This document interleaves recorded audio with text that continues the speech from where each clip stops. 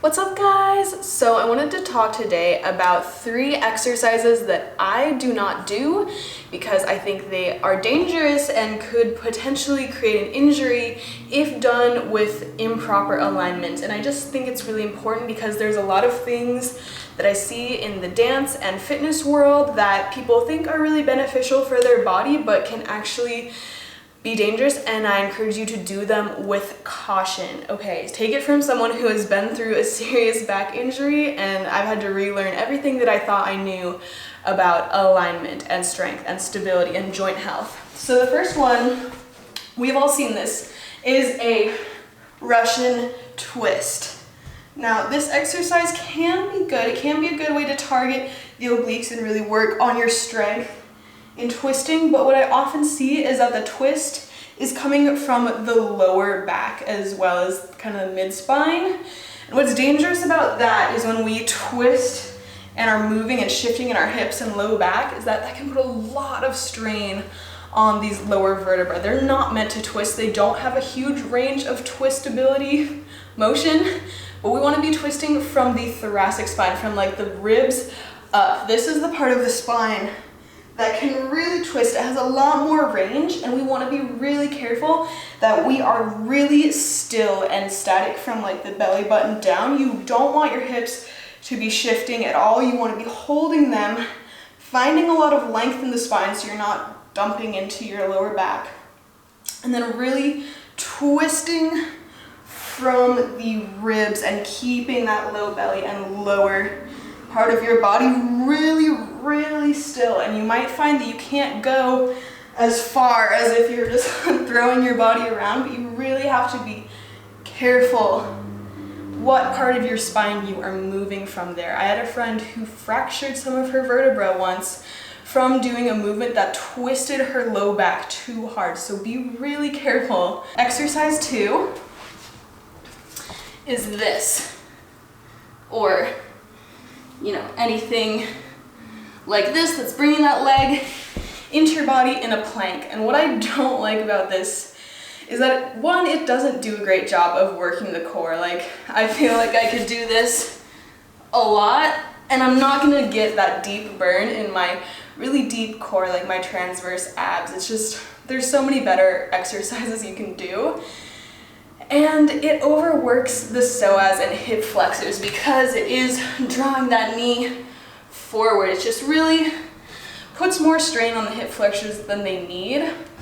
And it can really be straining on your low back as well if you are not super careful that you are keeping your pelvis neutral and your spine really long and flat. What I see a lot is curve, drop the back, curve, drop the back. So our low back is like doing a little twerk movement, and that's just not what we want. We don't want the strain to be in the low back. So if you're gonna do something like that, just really be careful that you are doing it from a place of keeping the spine and pelvis really still, and then really pulling the core up into your spine to draw that leg up. And what you'll find is if you are really working from the core and really keeping your pelvis neutral, it's gonna be a lot harder to get, my knee can only really go that far.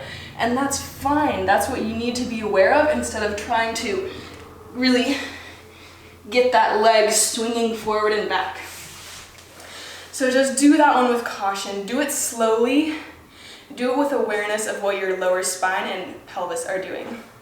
Then the third one is something that I see all the time in the dance world, and it just makes me cringe on the inside, is this frog stretch. Yeah, you guys see what I'm doing? So a lot of dancers do this pose and they'll just sit there and hold this, trying to stretch and open their hips. And there's 2 things wrong with that. Is one, you are putting your full body weight onto the inside of your knee joint here. That is so painful and so not good for that knee joint. Like, it's really bad for helping your knee be healthy and being able to track over your feet to avoid injury. It's bad for the ligaments.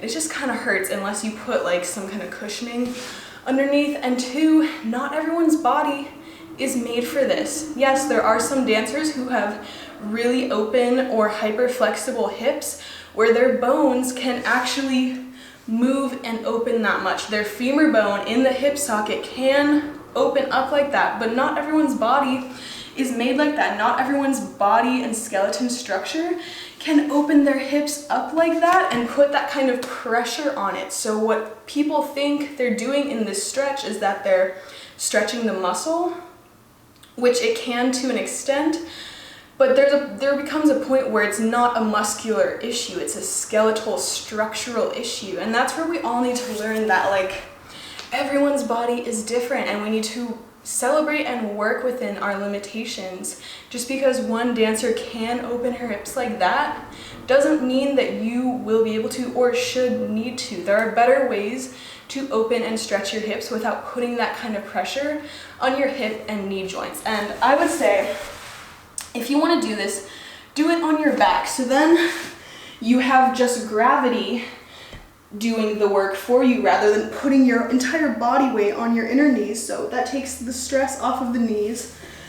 And then you can actually relax here and breathe and like help your muscles relax, because when you're doing it this way, you can't relax fully. Your body is trying to hold itself up to an extent. Your muscles and fascia won't be able to release as deeply here because they're also having to work to hold yourself up and protect your body from going too far. So just do that on your back.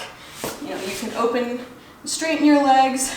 You can do a reclined butterfly pose. Any of that is going to be better and more just beneficial and less harmful to all the joints of your lower body. So yeah, guys, just take that into consideration. I really don't want any of you guys to get injured. You don't want to wait till you get injured to take more awareness and more care in your alignment and the exercises that you're doing every day. So really hope this helps. Sending you guys lots of love. And yeah, we'll see you on the next Yoga for Dancers class.